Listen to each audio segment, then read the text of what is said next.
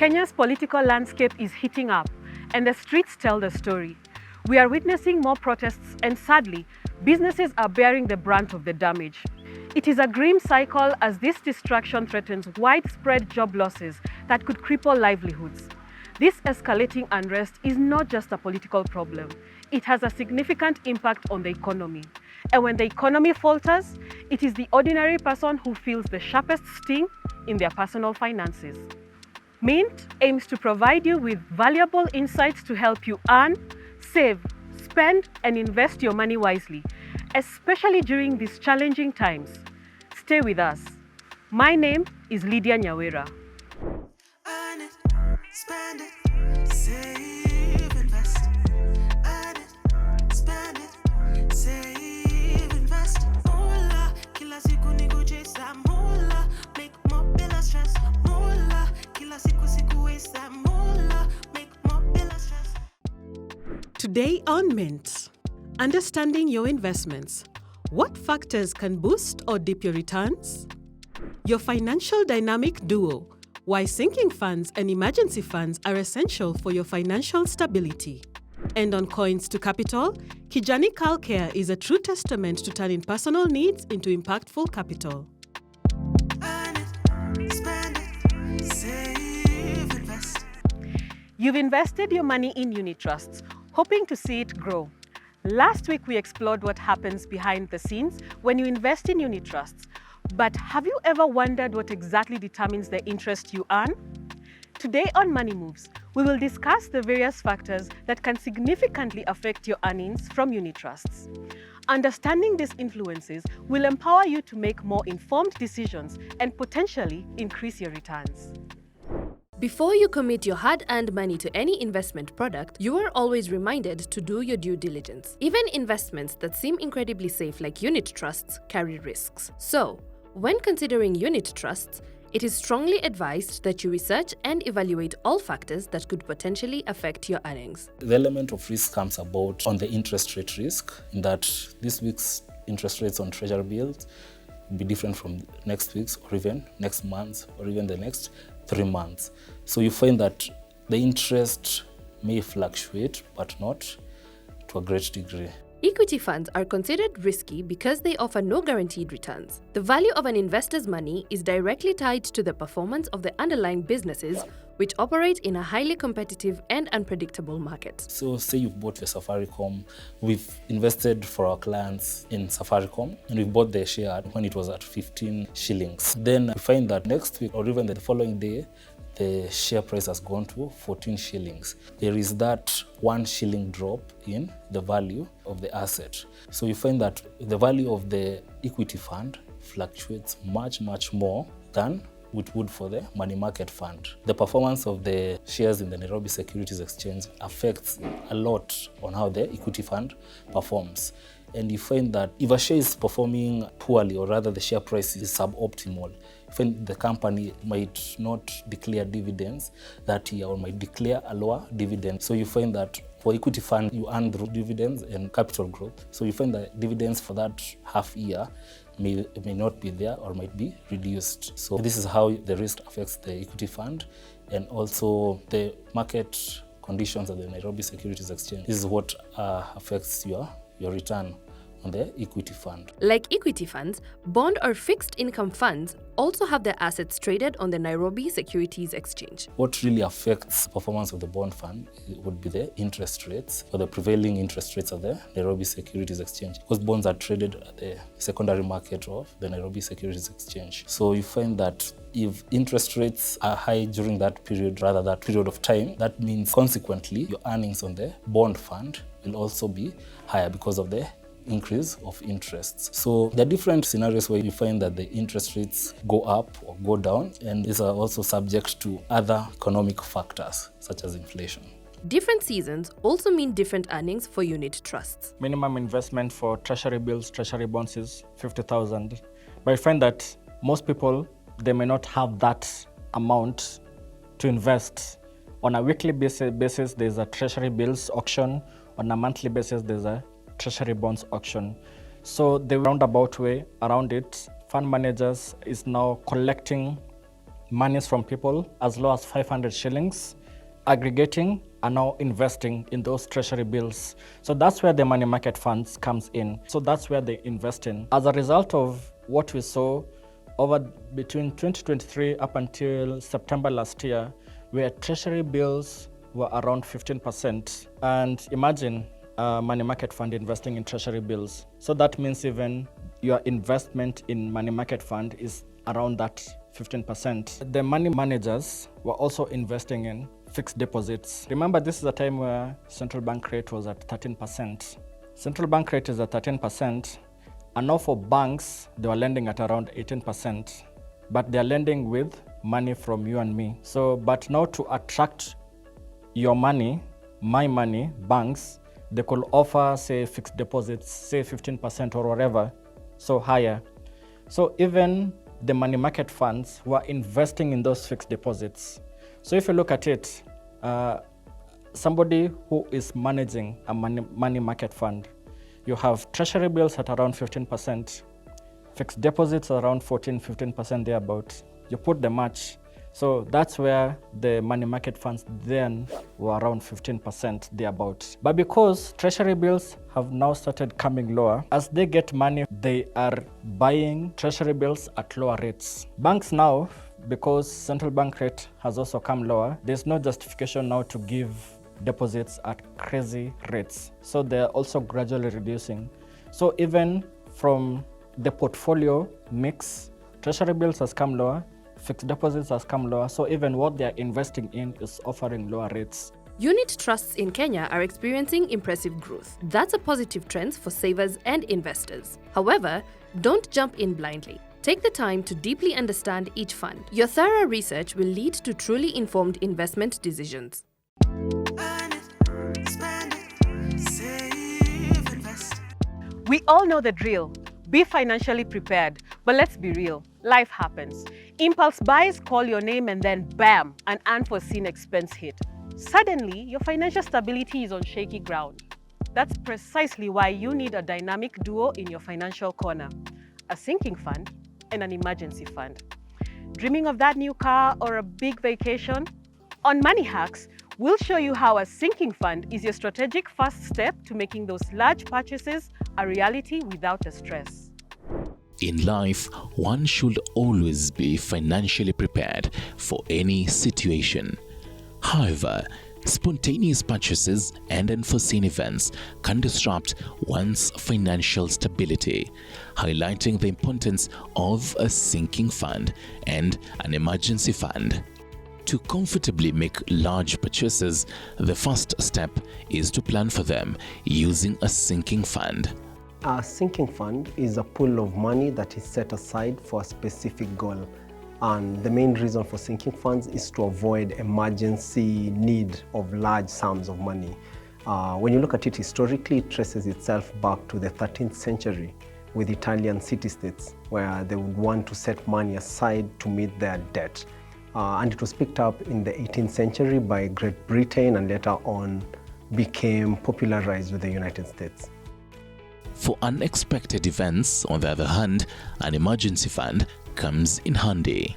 So, definition of emergency funds has it being a pool of money set aside for no specific goal, but it has that aspect of it expecting, let's say, 2 or 3 months of your normal expenses. It has to cover that. Emergency funds traces its roots way further with the pre-historical history of men, with the agricultural history, where they would set aside surplus food for unexpected weather conditions in future. To secure your financial independence, it is important that one does not merge the sinking fund with the emergency fund. One reason why someone would want to have both a sinking fund and an emergency fund would be for peace of mind. You can imagine knowing that you can meet day-to-day unexpected events coming up, you would sleep better. The other reason would be for budgeting efficiency, because with sinking fund, you know an X amount of money on a given period of time is needed to be injected there. Now, you can efficiently allocate your income based on the needs that you foresee. Again, the other reason would be in terms of getting clarity and demarcating your money. There's a common problem that people have, which is mental accounting. You just know I have X amount of money in there, there's rent in there, there's emergency in there, there is, say, a car that I'd want to buy 3 years from now. But then once you separate, you remove these risks that come with mental accounting. It is important to note that having both funds will require some level of planning on your part. This is often guided by your priorities. One of the most efficient ways has to be sticking to a budget. First, looking at your day-to-day expenses, then from there you'll see the surplus that you have. Then next would be what comes first. Do you already have an emergency fund in place? Then a sinking fund will come next as a priority. But then if you don't have a sinking fund, the question of the egg and the chicken, which comes first, you'd have to set up the emergency fund. So budgeting will be key, and second to budgeting is sticking to the budget, which is one difficult word called discipline. Sticking to your budget and narrowing down miscellaneous expenses.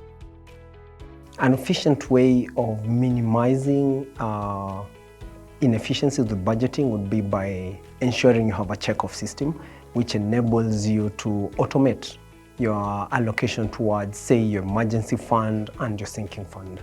To ensure each of the funds serves its purpose, separating them is the best approach.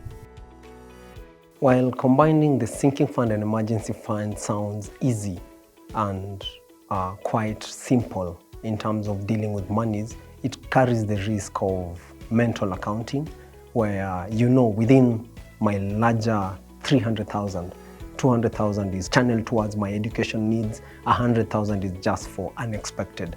You'd find moving and putting your fingers into the cookie jar is easier because all this lump sum is in one. To really stress in and push the boundaries with discipline and consistency, putting them separately will be key. To add value to the money you save, consider financial instruments that can boost its worth. One of the things about both funds that you should take advantage of is interest, and this comes in by investing. You'd find with interest, first, it shields you from that risk of inflation, and second, it gives you that benefit of compounding, because in addition to your principal is bringing in some little babies over a period of time. Building these funds does not require a lot of money. You can start with any amount. You can always start from somewhere. There is no set limit, say even 50 shillings a month, all the way up to 50 million a month, depending on your financial capabilities. You can always start somewhere. And a journey of 1,000 miles, as they say, always starts with one step. Now you see the value of the financial dynamic duo, the sinking fund and the emergency fund. You can save for your dreams while building a safety net for life's surprises. This is a new take on financial preparedness. Now, let's take a quick break. From dance challenges to a powerful platform for micro entrepreneurs, Kenya's MSMEs ripping it big on TikTok. Earn it, spend it, save, invest. Mola, kila siku waste that mola, make more bila stress. Welcome back to Mint, where we explore the world of personal finance, making it simple and relatable for you. Whether you're looking to earn, spend, save or invest, we've got you covered. Earn it, spend it, save, invest. On this week's Inside Hustle, we are highlighting TikTok as a powerful platform for Kenyan micro-entrepreneurs. Forget the dance challenges. Local SMEs are creating engaging content to showcase their products. With features like live streaming, they are effectively capturing attention and boosting sales. If you're looking to enhance your business visibility and profits, this is an Inside Hustle you won't want to miss. Small businesses are creating engaging content that resonates with their target audience and cashing in from TikTok. They are utilizing TikTok's video editing features, effects, and filters to produce visually appealing and attention-grabbing videos, and even applying product demonstrations, behind-the-scenes footage, and tutorials. Recent data published in ByteDance advertising resources indicate that TikTok had 10.6 million users aged 18 and above in Kenya in early 2024. If you have a small business or if you want to venture into a certain type of business, you should be on social media because this is where you'll find basically your target audience, your customers. They're there. They're looking for these things on social media.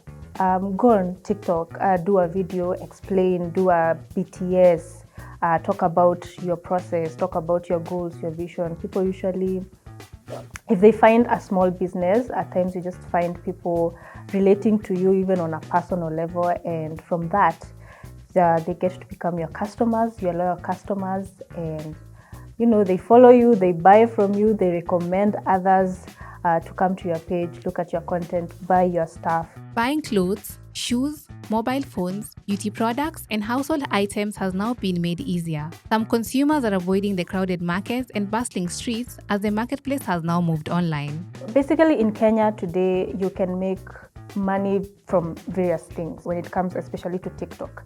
So number one, as I said, you can create content for your business, and then people find your business, they come see your products or the service you're offering, and then they become customers. That's the first thing.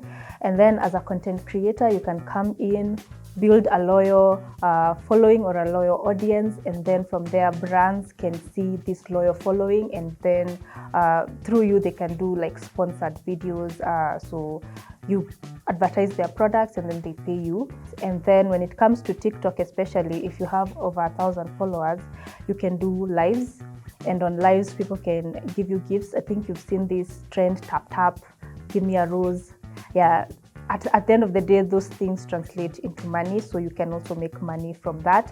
A walk in downtown Nairobi, Nyamakima and Tea Room areas along River Road, Dubois beauty stalls along Dubois Road, Luthuli Avenue, among other parts of the central business district, including Eastleigh, one gets to see how technology has become crucial in linking buyers and sellers via the TikTok platform. For instance, inside a shoe store in the Nyamakima area, one of the shop attendants has a tripod with a ring light and is live on TikTok selling products and giving a view of the shop. This has been made possible since TikTok introduced a unique opportunity through its live streaming feature that is more engaging than YouTube, Facebook, or Instagram equivalent live features.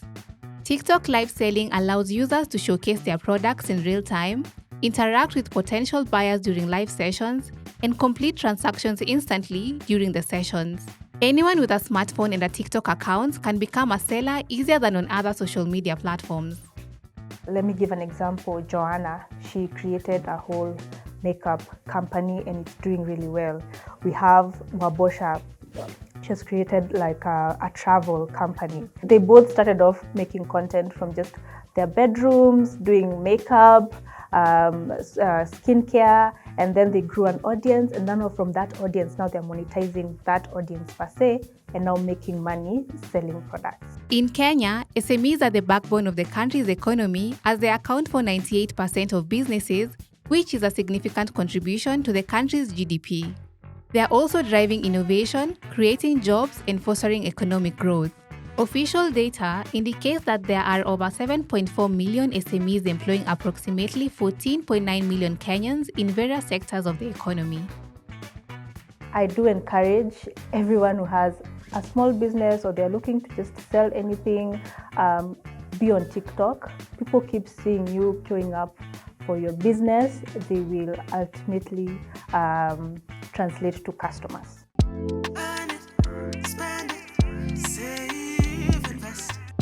What if the answer to your biggest skincare frustrations wasn't in a store shelf, but in your own kitchen? For Sarah Gwantai, that's exactly what happened. Battling persistent acne and fed up with expensive, ineffective treatments, Sarah embarked on a mission. She unearthed the power of natural ingredients like macadamia oil, and by 2020, her personal quest blossomed into Kijijani CurlCare, a homegrown Kenyan success story. This is how Sarah transformed a personal struggle into an empowering solution for many. In 2020, during the pandemic, the world was at its quietest. People who were confined in their homes to stay safe reflected on their lives. Sarah Gwantai, who often found herself staring at the mirror, didn't like the acne-prone face that stared back. Sick of feeling sorry for herself, Sarah embarked on a research mission on how to clear the acne, and she couldn't believe her luck when she found out that the main ingredient she needed was macadamia, a cash crop that's grown in her hometown, Meru. As a young lady, I struggled with issues with skin, issues with hair. When COVID was here with us, it was so difficult to move around, and I remember the salon that I used to go was closed, so I decided to go to a salon just next to where I used to live. And by that time I had relaxed hair. That salonist actually did a number on me, and the hair was just not pleasing to me. So I came to a point and decided, you know what, I'm just going to shave my hair. Then I started researching about the products that are with us. And I remember that time, many products that were popularizing macadamia oil, and the prices were really high. That's when Kijijani CurlCare, a Kenyan brand, was born. In Kijijani CurlCare and skincare, we manufacture high quality hair care and skincare products. I told my mom, and she told me, so now where will we get one? I told her that most of our neighbors have these trees, and go and get a few from here, a few from there. By that time, I think the price was around 50k, 50 bob for a kg. So a ton is 50,000. By that time, I didn't have that money. So nikamwambia, so now what are we going to do? She told me, I can give you 35k from my chama and you have to pay. Nikamwambia, that is okay. That is okay, because I had some 15,000 in my KCB M-Pesa. And that is how we consolidated the 50,000. After that, it was a challenge, a real challenge. Because I remember the guy who told me about 1 ton, he came back and told me, no, I didn't tell you 1 ton of macadamia. They told you the 1 ton of the white thing. The top part is usually the weighty one. We ended up getting someone else. We are incubated in Kirdi. That is where we produce from. We of course got the cabs and put it in the market. Back in Kirdi, they actually encouraged us to join the Kenya Association of Manufacturers. We have been able to hold our hand. To concentrate on the business, Sarah has outsourced some roles in her company and particularly given priority to women across Kenya and Uganda who supply the raw ingredients needed for her products. I've really benefited from the generosity of women, so that's why I'm very passionate about impacting in the lives of women. Right now, we are a team of 9. So indirectly, we have the farmers. We also have people that we hire on casual basis. We also have online marketers who come and probably do it as a side hustle. So I feel like in our own small way, we are making a difference. Like most startup owners, Sarah has experienced a few challenges. I think mentorship was the issue. Having some experience on accounting, of course, gave me an upper hand on how a business, the accounts work. But now, the manufacturing aspect was really wanting, and I had really to put myself out there and learn from the players. So apart from that, was sourcing raw materials. It's also at times when some products are out of stock, it becomes really challenging. So what we learned is when they're in season, we maximize on that and produce more and keep stock. We actually didn't have even money to market, so we actually publicized our product through word of mouth. So what happened? We started giving people samples, and they told us it's nice. They came, brought their parents, they brought their sisters, they brought their family and their friends. 4 years into the business, Sarah is still as passionate about Kijijani CurlCare as she was when it was born during the pandemic. What sets Kijijani CurlCare apart beyond its amazing products is its commitment to local sourcing and crucially prioritizing women suppliers. For her, it's just not about business, it's about empowerment. This wraps up today's episode of Mint, Money Made Simple, your essential guide to personal finance designed to help you make your money work smarter for you. For more information, visit mint@mula.co.ke or tv47.digital. Stay safe and keep minting. Until next week, I'm Lydia Nyawera.